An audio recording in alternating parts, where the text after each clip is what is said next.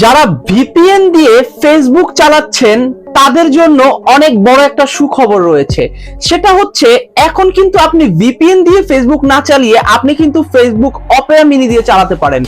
আমি নিজে Opera mini দিয়ে চালিয়েছি ফেসবুক, এবং সেটা সম্পর্কে একটু আপনাদেরকে বলি যে অপেরা মিনি দিয়ে আসলে ফেসবুক চালানো কতটা রিস্ক কিংবা কতটা রিস্ক না, চলুন সেটা জানি। বিষয়টা হচ্ছে অপেরা মিনি দিয়ে ফেসবুক চালালে কিন্তু ভিপিএন এর তুলনায় রিস্কের সংখ্যা খুবই কম হবে। কারণ ভিপিএন এ কিন্তু একটা রিস্ক থাকে, যেটা আমি এর আগের ভিডিওতে পুরো বিষয়টা নিয়ে আলোচনা করেছি। আপনারা যদি ওই ভিডিওটা না দেখে থাকেন তাহলে ওই ভিডিওটা দেখতে পারেন।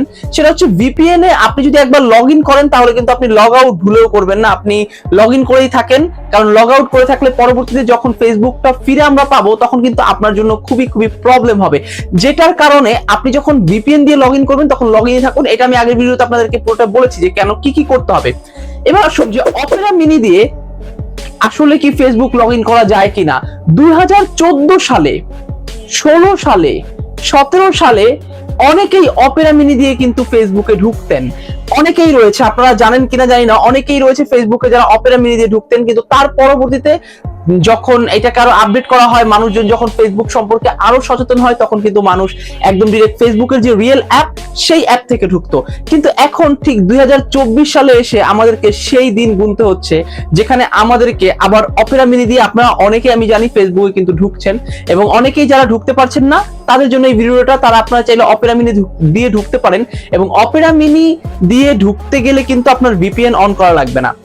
এবার আসুন কেন, মানে আমরা গুগল থেকে ঢুকতে গেলে আমাদের ভিডিও মানে আমাদের হচ্ছে কি বলে এটাকে ভিপিএন অন করতে হচ্ছে, বাট অপেরা মিনি দিয়ে ঢুকলে ভিপিএন অন করতে হচ্ছে না। এটার কারণটা কি? এটার কারণটা হলো অপেরা মিনি এটা নিজেই হচ্ছে একটা ভিপিএন, রাইট? এটা পুরোটা একটা এবং ট্রাস্টেড এবং মোটামুটি ভালো ট্রাস্টেড। সো এটা আপনারা চাইলে, যাদের ফেসবুক ইউজ করাটা খুবই দরকার, তারা চাইলে ইউজ করতে পারেন। আসুন আরেকটা বিষয় নিয়ে একটু আলোচনা করি, সেটা হচ্ছে ফেসবুক কেন বন্ধ। ফেসবুক কেন বন্ধ, এই প্রশ্নের উত্তরটাও অনেকে সঠিকভাবে জানেন, অনেকে সঠিকভাবে জানেন না। যারা জানেন তারা তো জানেনই, আর যারা জানেন না তাদের উদ্দেশ্যে বলে দিচ্ছি। সেটা হচ্ছে বাংলাদেশের যারা দায়িত্বে রয়েছেন তারা চাচ্ছেন ফেসবুকের কাছে জবাবদিহিতা। ফেসবুক আসলে তাদেরকে যদি জবাবদিহিতা তাদেরকে দেয় তাহলে তারা ফেসবুক কে ওপেন করবে, আর যদি ফেসবুক জবাবদিহিতা না দেয় তাহলে তারা আইনের গতি অনুযায়ী চলবে, এমনটাই কিন্তু আমাদের আইসিটি মন্ত্রী কিন্তু বলেছেন। সো এই যে বিষয়গুলো, এই বিষয়গুলো নিয়ে আসলে ভুক্তভোগী হচ্ছে আমরা যারা ফেসবুক ইউজ করছি তারা। শিক্ষার্থীদের কোটা আন্দোলনের যৌক্তিক দাবি যখন শুরু হয় তখন বিশাল একটা আন্দোলন আমরা দেখতে পারি, এবং এই আন্দোলনের ফলে বেশ কিছুদিন ফেসবুক বন্ধ থাকে। এই যে ফেসবুক বন্ধ থাকে, এই বন্ধ থাকা অবস্থায় অনেকেই রয়েছেন যারা আগের তাদের নেটওয়ার্ক মানে নেট কেনা ছিল, এমবি কেনা ছিল, এবং সেই এমবি তাদের মেয়াদ ফুরিয়ে যায়। আমারও পার্সোনালি মেয়াদ ফুরিয়ে গিয়েছে, এবং অনেকেই আমাদের অনেক ভাইয়া রয়েছেন যাদের মেয়াদ ফুরিয়ে গিয়েছে। এই যে আপনাদের মেয়াদ ফুরিয়ে গেছে কিংবা আমাদের মেয়াদ ফুরিয়ে গিয়েছে, এই যে মেয়াদ যে এমবি গুলো আমরা কিনেছি, এই এমবি গুলো তো আমরা মাগনা কিনিনি, এগুলো তো আমাদেরকে টাকা দিয়ে কিনতে হয়েছে। সেই এমবির জন্য আমাদেরকে দেওয়া হচ্ছে 5 জিবি ফ্রি। চলুন সেই 5 জিবি কি হচ্ছে সেটা নিয়ে কথা বলছি।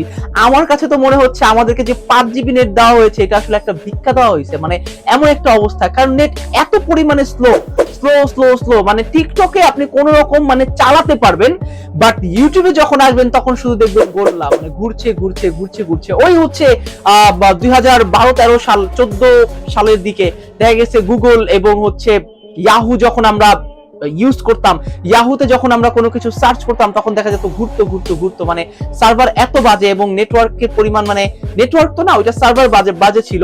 বাট আমাদের যে 5 জিবি দেওয়া হলো, এই 5 জিবি নিয়ে কোনোভাবে আসলে সন্তুষ্ট না। আপনারা কারা কারা 5 জিবি পেয়েছেন তারা এখনই প্লিজ কমেন্ট করে জানান যে 5 জিবি নিয়ে কি আসলে আপনারা সন্তুষ্ট আছেন কিনা। আমার কাছে এত বিরক্ত লাগছে, আমার কাছে মনে হচ্ছে যে 5 জিবি দেওয়া হয়েছে, এই 5 জিবি আসলে না দিলেও তারা পারতো। এই 5 জিবি দেওয়ার কোনো মানে হয় না যে এই 5 জিবি দিয়ে আমরা কোনো ইউটিউব চালাতে পারি না, আমরা ঠিকঠাক মতো কোনো কিছু দেখতে পারি না, আমরা মানে এটা আসলে খুবই অস্বস্তিকর একটা অবস্থা।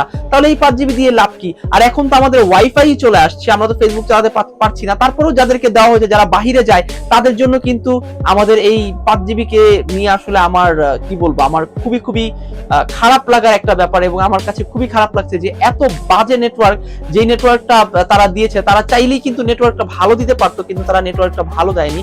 ব্যাপারটা খুবই খারাপ। আরেকটা বিষয় নিয়ে কথা না বললেই নয়, সেটা হচ্ছে আমাদের এই যৌক্তিক আন্দোলনের জন্য আমরা আমাদের অনেক ভাইদের হারিয়েছি, অনেক বোনদের আহত হয়েছে এবং অনেক ভাইয়েরা কিন্তু আমরা দেখেছি যাদেরকে প্রকাশ্যে গুলি করা হয়েছে, এবং আমরা জানি না যে এই সংখ্যাটা কতটুকু, মানে কয়জন, 100 জন, 500 জন, 1000 জন, নাকি আরো বেশি। আমরা কিন্তু কেউই জানি না যে কত সংখ্যা মানে ভাই বোনরা আসলে মারা গিয়েছেন এবং কত সংখ্যার ভাই বোনেরা এখনো আপনার হচ্ছে কি বলে এটাকে এখনো আহত হয়েছেন। আমরা এটা জানতে চাই। জাতি হিসেবে, জাতির জনগণ এবং সাধারণ জনগণ হিসেবে আমার আপনার এটা জানার কিন্তু অধিকার রয়েছে। এবং আমাদের এই ভাইরা আসলে তাদের কোনো দোষ ছিল না, তারা যৌক্তিক দাবি করেছে এবং যৌক্তিক দাবির জন্য যাদেরকে প্রাণ হারাতে হয়েছে তাদের জন্য সরকারের পদক্ষেপ কি হবে, সরকার তাদের বিষয়টা কি হবে। আমরা এটার যৌক্তিক একটা সরকারের কাছ থেকে আমরা একটা ফিডব্যাক চাই, যেই ফিডব্যাক গুলো যদি আমরা পাই তাহলে আমরা বুঝতে পারবো যে আসলে কি হচ্ছে। এবং আমরা এটা আমার মনে হয় এই ফিডব্যাক গুলো নেওয়া কিংবা চাওয়া এটা আমাদের নৈতিকতা একটা দায়িত্ব। কারণ যে অন্যায় করেছে, যে দেশের ক্ষতি করেছে তাকে যেমন সরকার আমাদের কি করতে পারে, সরকার যেমন তাকে কি বলে এটাকে তাকে জেলে নিতে পারে কিংবা তাকে একটা আইনের আওতায় আনতে পারে, কিন্তু যেই ভাইটা কোনো ক্ষতি করেনি, কোনো কিছু করেনি, ওই ভাইটার জন্য সরকার কি করবে। আরেকটা বিষয় সেটা হচ্ছে আমরা দেখেছি যে আমাদের অনেক জায়গায় যেমন মোহাম্মদপুর টাউন হলের ওখানে বেশ কিছু বাচ্চা যারা আসলে মারা গিয়েছেন, এবং আমি এমনও শুনেছি একজন, তার বয়স হচ্ছে মাত্র 16 বছর, সে বাসার ছাদে গিয়েছে এবং ছাদে যাওয়ার পরে ছাদ থেকে তাকে গুলি করা হয়েছে এবং সে মারা গিয়েছে, এমনও শুনেছি। সো এই যে শোনা কথা কিংবা এই যে জিনিসগুলো জানার যে ব্যাপারটা, এই জিনিসগুলো কি আসলে সত্য কিনা কিংবা এগুলো সত্যতা কতটুকু, এবং এই যে যারা মারা গিয়েছে, যারা নির্দোষ, যারা হয়তো বা বাহিরে বের হয়েছে কোনো একটা কারণে কোনো কিছু কিনতে, কিন্তু বাহিরের গোলাগুলির কারণে মানে যারা হচ্ছে চক্রান্তকারী, সেই চক্রান্তকারী এবং পুলিশের যে গোলাগুলি, সেই গোলাগুলির কারণে যে ভালো মানুষগুলো যাদের কোনো দায় নেই, যাদের কোনো অন্যায় নেই, যাদের কিছু নেই, তারা যে মারা গিয়েছে, তাদের দায়টা কি হবে? তাদের কথা ভাবলে খুবই খারাপ লাগে। এবং আমরা বাংলাদেশের মধ্যে তো আবু সাঈদকে হারিয়েছি, এরকম কতগুলো আবু সাঈদকে আমরা হারিয়েছি, সেটাও কিন্তু জানা আমাদের দরকার। এবার আসুন জানি, ফেসবুক কি চালানো আপনাদের ঠিক হবে অপেরা মিনি অথবা ভিপিএন দিয়ে, নাকি চালানোটা ঠিক হবে না? চলুন সে বিষয় নিয়ে একটু কথা বলা যাক।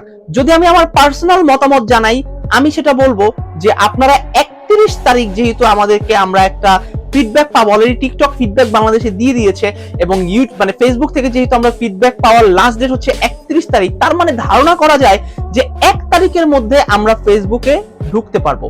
তাহলে বাকি রয়েছে আর অল্প সময়। সো আমি তো আসলে 31 তারিখ ফেসবুক ইউজ করব না, ফেসবুক আমার ইউজ করার কোনো প্রয়োজন নাই। মানে আগামীকাল, আজকে যখন আমি শুট করছি এটা হচ্ছে আপনার 30 তারিখ, সো 31 তারিখে আমি ফেসবুক ইউজ করবো এবং ফেসবুকে আমি ঢুকবো না। আমি একদিন ওয়েট করে দেখবো যে আসলে কি হচ্ছে।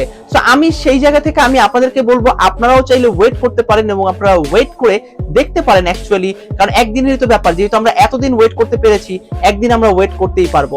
আরেকটা ব্যাপার নিয়ে কথা না বললেই নয়, সেটা হচ্ছে যত তাড়াতাড়ি সম্ভব আমাদের ফেসবুকটা অন করা জরুরি। কারণ অনলাইনে অনেক ভাই রয়েছেন, লাখ লাখ ভাই রয়েছেন যারা আসলে অনলাইনে প্রোডাক্ট সেল করেন এবং অনলাইনে আসলে তাদের বিজনেস কিন্তু একদম ডাউনে চলে যাচ্ছে। তারা বসিয়ে তাদের স্টাফদের স্যালারি দিতে হচ্ছে, তাদের অফিস ভাড়া রয়েছে, তাদের বিদ্যুৎ বিল রয়েছে, এই আনুষঙ্গিক খরচগুলো তাদেরকে বসে দিতে হচ্ছে, এবং অনেকে বিজনেস ছেড়ে দিবে এরকমও মন মানসিকতার মধ্যে চলে আসছেন এবং অনেক ডিপ্রেসড হয়ে গিয়েছেন। যাদের কিছু সেভিং ছিল তারা সেই সেভিংস দিয়ে কিন্তু এগিয়ে যাচ্ছে, আর যাদের কোনো সেভিংস নেই তারা পুরো একদম টোটালি ডিপ্রেসড হয়ে যাচ্ছেন। সেই জন্য ফেসবুকটাকে অন করা খুবই দরকার, এবং আমাদের এই তরুণ যারা উদ্যোক্তা রয়েছেন, এই উদ্যোক্তা ভাইদের বাঁচানোর জন্য হলেও ফেসবুকটা অন করা খুবই দরকার। অনেকগুলো বিষয় নিয়ে আজকে আলোচনা করেছি, এই সকল বিষয়গুলো নিয়ে আপনাদের মতামত কি? 5GB নেটওয়ার্ক নিয়ে আপনাদের মতামত কি, এবং ফেসবুক খোলাটা কতটা ইম্পর্টেন্ট সেটা নিয়ে আপনাদের মতামত কি, এবং আমাদের সমসাময়িক সময় যে ঘটনাগুলো ঘটছে এই সকল ঘটনাগুলো নিয়ে আপনাদের মতামত কি, সেটা অবশ্যই কমেন্টস করে জানাবেন। আর এরকম আপডেট এবং ইনফরমেটিভ ভিডিও পেতে অবশ্যই লাইক, কমেন্ট, শেয়ার করে পাশে থাকুন। দেখা হচ্ছে পরে অন্য কোনো ভিডিওতে।